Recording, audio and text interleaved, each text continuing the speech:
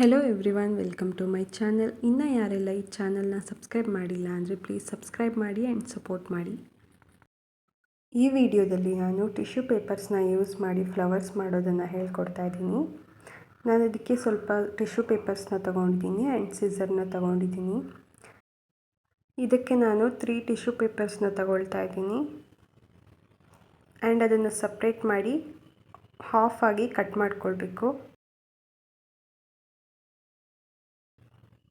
3 tissue ಪೇಪರ್ಸ್ನು half ಆಗಿ cut ಮಾಡಿಕೊಳ್ಬೇಕು.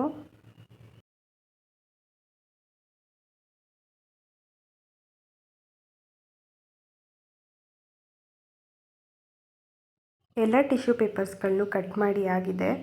Cut ಮಾಡಿ ಆದಮೇಲೆ ಎಲ್ಲ ಟಿಶ್ಯೂ ಪೇಪರ್ಸ್ಗಳನ್ನು ಒಟ್ಟಿಗೆ ಜೋಡಿಸ್ಕೊಳ್ತಾ ಇದ್ದೀನಿ.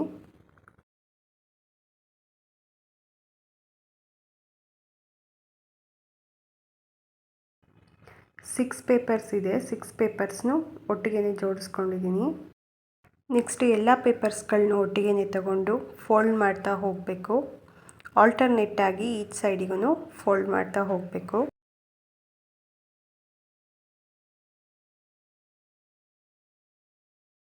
ಈಗ ಪೇಪರ್ಸ್ನ ಕಂಪ್ಲೀಟಾಗಿ ಫೋಲ್ಡ್ ಮಾಡಿ ಆಗಿದೆ. ನೆಕ್ಸ್ಟ್ ಆಫ್ ಆಗಿ ಡಿವೈಡ್ ಮಾಡ್ಕೊಳ್ಬೇಕು.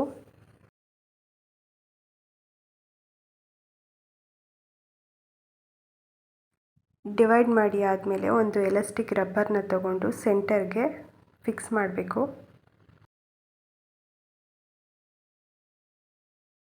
ಫಿಕ್ಸ್ ಮಾಡಿ ಆದಮೇಲೆ ಟ್ರಯಾಂಗಲ್ ಶೇಪಲ್ಲಿ ಬೋತ್ ಸೈಡಿಗೂ ಸಿಸರಿಂದ ಕಟ್ ಮಾಡ್ಕೊಳ್ತಾ ಇದ್ದೀನಿ. ಇನ್ನೊಂದು ಸೈಡೂ ಹಾಗೆಯೇ ಟ್ರಯಾಂಗಲ್ ಶೇಪಲ್ಲಿ ಕಟ್ ಮಾಡ್ಕೊಳ್ಬೇಕು. ನೆಕ್ಸ್ಟ್ ಪೇಪರ್ಸ್ನ ಸ್ಪ್ರೆಡ್ ಮಾಡ್ಕೊಳ್ಬೇಕು. ನೆಕ್ಸ್ಟ್ ಕಟ್ ಮಾಡಿರೋ ಟಿಶ್ಯೂ ಪೇಪರ್ಸ್ನ ಒಂದೊಂದೇ ಲೇಯರ್ ಆಗಿ ತಗೊಂಡು ಸೆಟ್ ಮಾಡ್ಕೊಳ್ತಾ ಹೋಗಬೇಕು. ನಾನೀಗ ಒಂದೊಂದೇ ಲೇಯರ್ನ ತಗೊಂಡು ಸೆಟ್ ಮಾಡ್ಕೊಳ್ತಾ ಇದ್ದೀನಿ.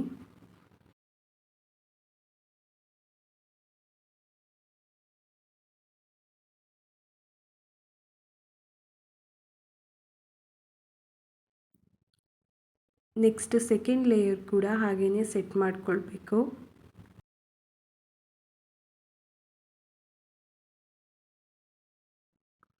ಎಲ್ಲ ಟಿಶ್ಯೂ ಪೇಪರ್ಸ್ಗಳನ್ನೂ ಹೀಗೇ ಸೆಟ್ ಮಾಡ್ತಾ ಹೋಗಬೇಕು.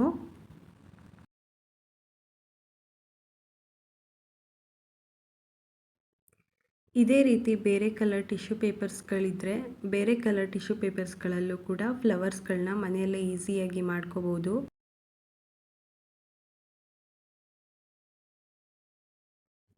ಎಲ್ಲ ಟಿಶ್ಯೂ ಪೇಪರ್ಸ್ಗಳನ್ನೂ ನಾನು ಒಂದೇ ರೀತಿ ಸೆಟ್ ಮಾಡ್ಕೊಳ್ತಾ ಇದ್ದೀನಿ.